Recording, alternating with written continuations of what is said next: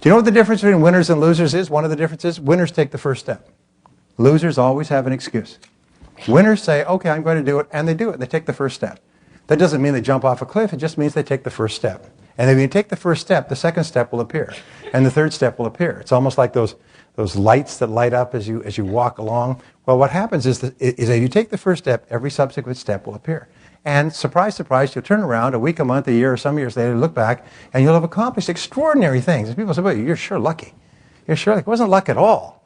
I worked at it and worked at it and worked at it. So it's really important. So, and with regard to achievement, one of the things that I'm adamant about is every person, as I said this morning, has to commit to being in the top 10% of their field.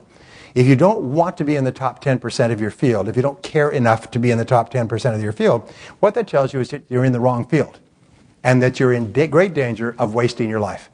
Because the greatest regrets that people have is they turn around when they're 40 or 50 and say, I don't know why I stayed in that job for 20 years. I hated it from the time I got in it. So the greatest time wasters in life, the two major time wasters in life, can you guess what they are? Number one is staying in the wrong job.